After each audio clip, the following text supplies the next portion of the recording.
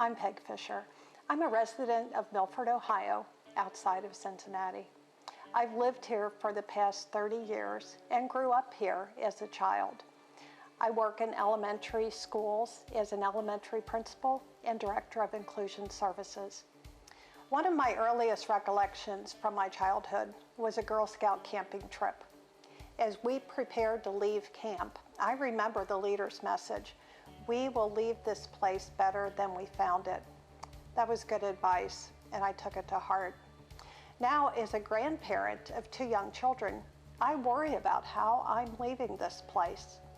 I'm afraid that it's not enough for me to do my small part in conserving resources and preventing spoiling the environment. It's time to do more, and here I am. In CCL, I have found wonderful sources of information and met individuals who are as committed to this job as I am.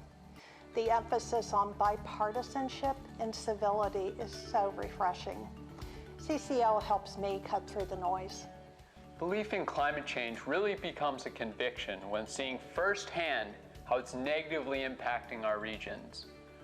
While dying coral reefs and receding glaciers are more visually noticeable, the Midwest is changing too.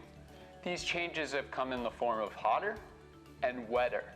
These changes have been really borne by farmers and those who live in urban environments without air conditioning. If the field's too wet, you can't get the tractor out there. With more heat waves, with more rain, it's harder to really plan for the season. Costly impacts to Cincinnati specifically have included landslides and sewer backups. These negative impacts are really just the tip of a melting iceberg. CCL is an organization that has a nonpartisan solution for climate change. We believe that conservatives, liberals, and moderates should come together and find common ground. Previously, climate change was seen as a liberal issue, but now many conservative politicians are taking notice. This is evident by the bipartisan climate solution caucuses in both the House and the Senate. Many conservative organizations now support a carbon fee and dividend, such as the Climate Leadership Council, the Conservatives for Responsible Stewardship, and over 50 college chapters across the country. When my daughter Maisie was born 3 months ago, I became more passionate about climate change. I don't want her to be forced to take on the problems from previous generations' inaction on climate change. We need our leaders in Washington to step up. This is where CCL comes into play. I've always been passionate about nature and the environment, but as someone who was conservative, I felt like I was a minority. I eventually stumbled upon conservative and bipartisan groups who thought like I did. I joined CCL because I was one of the original 13 spokespeople for Republican, which is a conservative-based group that supports policies for climate change, and I wrote an op-ed in Cleveland's Plain Dealer.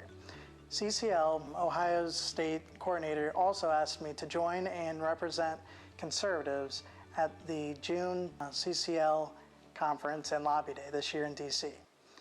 I already loved CCL's bill and I love the bipartisanship, so I figured it was a great opportunity.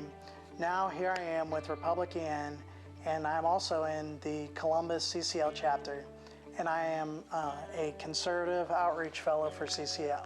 Many people forget that Republicans traditionally champion environmental stewardship. Ronald Reagan signed 43 wilderness bills into law, which created 10.6 million acres, and passed the Montreal Protocol, which phased out CFCs that were harmful to the ozone layer. Richard Nixon created the EPA and signed the Clean Air Act. Theodore Roosevelt created 5 national parks and signed the 1906 Antiquities Act. There are plenty of other Republicans who think like I do, and that is why I champion them. These Republicans included Bob Inglis, Mitt Romney, John Kasich, Matt Gaetz, Carlos Cabello, Lindsey Graham, John Mattis, Arnold Schwarzenegger, Francis Rooney, and Lisa Murkowski. So, what is our solution? The Energy Innovation and Carbon Dividend Act.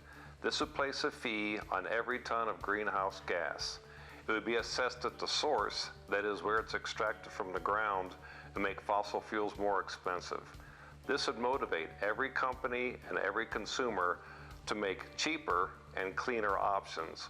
But instead of spending the money, the government would refund all of the money back to taxpayers in an equal share monthly check. America can move to a greener economy without growing the size of the government.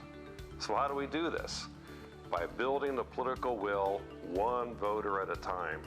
So we host tables at festivals, we give presentations to various groups, we write letters to the editor, we make phone calls and emails, we meet and talk with community leaders and business owners, and we meet with our members of Congress.